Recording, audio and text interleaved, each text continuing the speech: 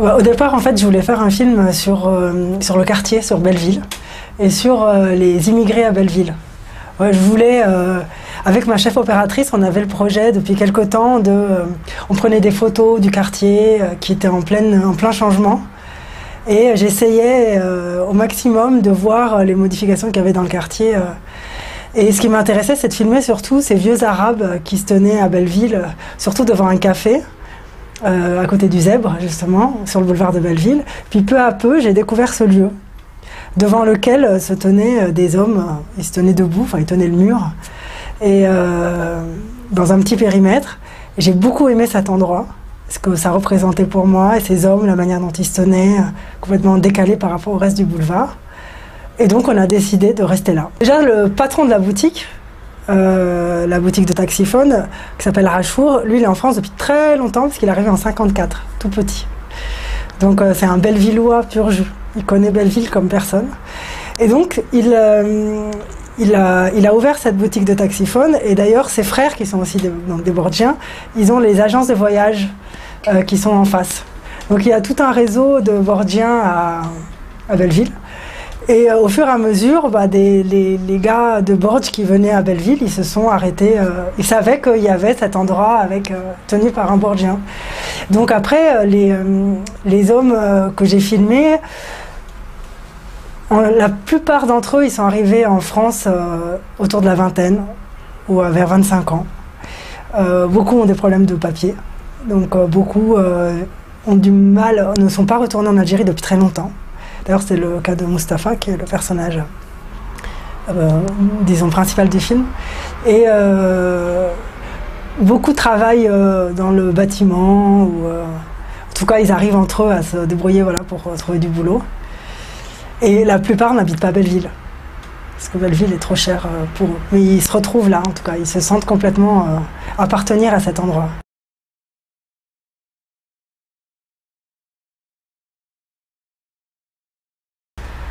Déjà, je dirais pas que je me sens extérieure, parce que en fait, quand j'ai découvert ce lieu, je me suis sentie plutôt un peu chez moi, parce que c'est une boutique de Taxiphone dans laquelle il y a des DVD et de la musique qui est vendue ou louée. Donc il y a Rachour, mais beaucoup de musique arabe, il y a des vieux films égyptiens, donc je me suis sentie un peu chez moi, quoi. Je trouve qu'il y a voilà, une ambiance comme ça arabe. Et donc je me suis pas du tout sentie étrangère. Et puis la deuxième chose, c'est que souvent les Libanais, beaucoup de Libanais ont tendance à vouloir se distinguer des autres Arabes, des Libanais de France en tout cas, à vouloir dire qu'ils sont pas comme les autres. D'ailleurs beaucoup disent on n'est pas des immigrés vraiment, on est des exilés, on n'est pas vraiment arabes, on est phéniciens. On va trouver un peu des excuses pour se distinguer des autres immigrés, sans doute parce que voilà, il y a une logique raciste entre tout ça, quoi. Et moi j'ai voulu un peu me positionner à l'inverse de ça, et au contraire de filmer ces hommes comme des frères, et comme si on appartenait à pas à une même communauté, mais en tout cas qu'on avait une même condition, qu'on était immigrés, qu'on était des frères d'immigration. En fait, au début du tournage, j'ai découvert des lettres qu'a écrites mon père quand il est arrivé en France en 72. Donc il en écrivait énormément à sa famille qui est restée au Liban. Il écrivait vraiment plusieurs lettres par semaine dans lesquelles il racontait mais tout en détail dans sa vie. Mais c'était très factuel. Combien est-ce qu'il dépensait d'argent, ce qu'il mangeait, ce qu'il lavait, où, comment, qui il voyait le soir, etc. Et en fait, en même temps, il posait beaucoup de questions à sa famille sur des choses très précises là-bas. Et en fait, ces lettres m'ont apparu vraiment entrer totalement en résonance avec ces hommes-là, parce que ces hommes, c'était comme des figures justement de cette condition d'immigrés. Ils étaient à la fois, quand je les voyais comme ça dans ce périmètre, ils étaient bien là, et en même temps, je sentais qu'ils étaient tendus vers ailleurs, quoi. Et de la même manière, ils passaient du temps à appeler la famille, etc. Et d'une certaine manière, c'est comme, voilà, c'est ce rapport à ce hors-champ, quoi, ce pays absent, que je trouvais intéressant et que je trouvais très fort dans les lettres de mon père. حتى لهنا رحم بابا. فيزا طولها فيزا. وي مي داكور مي واش شكون اللي جابها لك؟ خوك ولا شكون؟ سنيتها والله ركبت مصطيف وصلوا على مصطيف ولا سنيتها انا في الأوضة. اه وي. سنة ما شفتهاش. 12 سنة. راه هنا مولدي.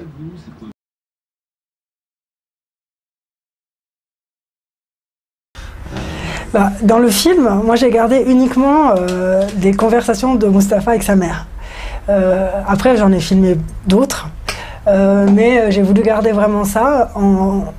En règle générale, c'est ce qu'on appelle la fonction phatique quoi, du langage, c'est-à-dire il parle pour être en lien, quoi, pour dire le lien. Et beaucoup pour faire passer des choses, pour envoyer des choses. Voilà, en fait, c'est des conversations très familières, très anodines, quoi. Il n'y a rien d'extraordinaire dans les conversations, tout comme les lettres de mon père d'ailleurs.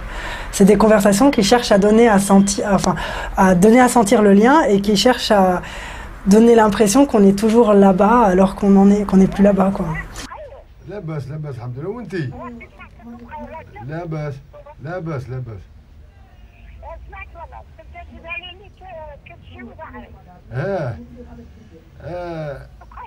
لاباس الحمد لله وصاحبي يجي صاحبي على 10 ايام يجي نبعثها لك معاه صاحبي يجي على 10 ايام يجي ثم للجزائر نعطيها له يجيبها لك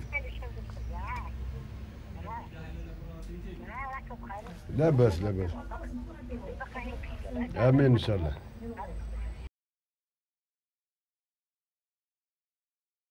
En fait, j'ai perçu une sorte comme une petite Algérie, partout, tout le temps, pas juste dans les conversations, c'est-à-dire même quand ils sont entre eux dans la boutique, quand ils sont devant la boutique, en fait, ils parlent tout le temps de cette absence-là, sans en parler directement, mais ils parlent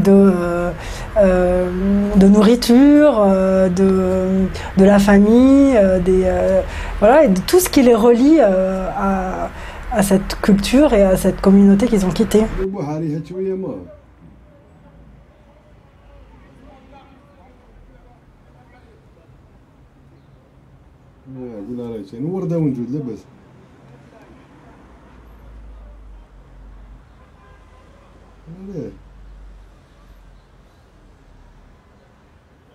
مناش لا ميغران هذيك شقيقة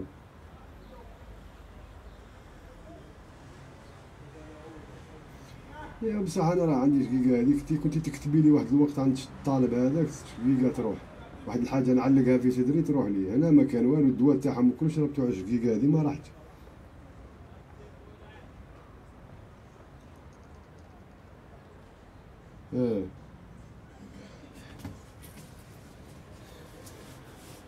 تخمام برك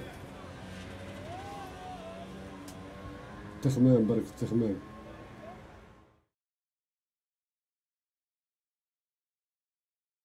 Pour moi, les Bordiens font partie de Belleville. En tout cas, c'est une communauté qui a une vraie présence à Belleville. Et d'autant plus, encore plus, vraiment, il y a des commerces sur le boulevard qui sont tenus par des Bordiens. Des agences de voyage, avant une boulangerie mais qui a fermé, etc. Et d'ailleurs, au départ, quand j'ai commencé à filmer, j'avais quand même l'envie, le projet de fixer quelque chose qui allait disparaître.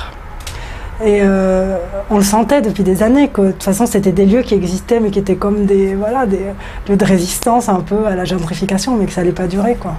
Achour, sa boutique elle marchait plus, c'est comme une boutique d'une autre temps donc à un moment il était temps de fermer.